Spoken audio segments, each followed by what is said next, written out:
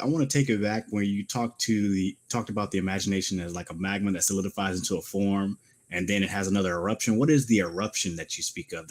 What would be an event that kind of reshapes that? What are those?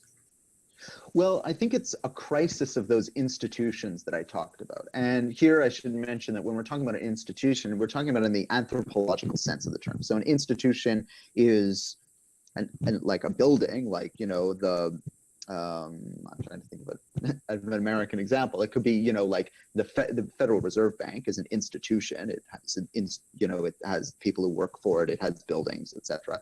But an institution in the anthropological sense can also be the institution of marriage, or the institution of the police, or the institution of prisons. These sort of broad structures.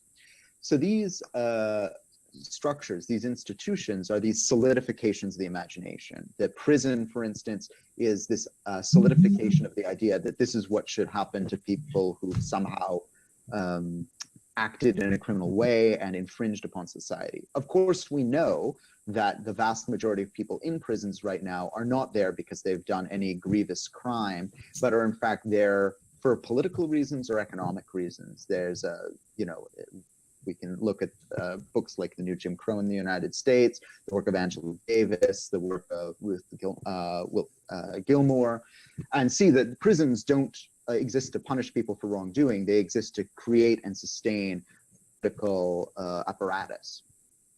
So when we look at that as an institution, as we look at the prison as a solidification of our sociological imagination, our imagination of society, what's good, what's bad, we can see that eventually these institutions reach a crisis. They reach a breaking point. People stop believing in their legitimacy. People stop believing their mythology that surrounds them. And in those moments, you get a kind of social eruption. You get a moment where society no longer believes that its institutions are functioning, that they're fulfilling their role, that they work, and that they serve the values they claim to serve. And in those moments, you get a rare opportunity for social institutions to sort of collapse or to melt and to be reformed. Sometimes those reforms are good, and sometimes those reforms are very bad. And I think in the United States and really around the world, we're in one of those moments of eruption. I mean, nobody in their right mind thinks that the social institutions that we have are working. Nobody can look at what's happening and imagine that the institutions of policing are functioning. No one can look at the statistics and think that the institutions of prisons are working. And certainly no one can imagine that the capitalist economy, with all of its many crises, is functioning. It's certainly not functioning for the 99%, so to speak.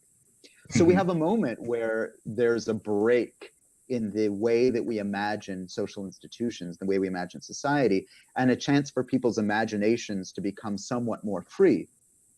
But the problem is, when those breaks happen, it's not just the forces of the angels that are at work. There's also the dark forces as well, and you have people like, for instance, in the United States, Donald Trump, or I'm in Germany right now, there's a party called Alternative for Deutschland, there's a social movement called Pegida, which are virulently racist, virulently anti-immigrant, who are also jumping in to say, yeah, the social institutions don't work, but the solution is get tough on this population. The solution is more racism. The solution is more inequality.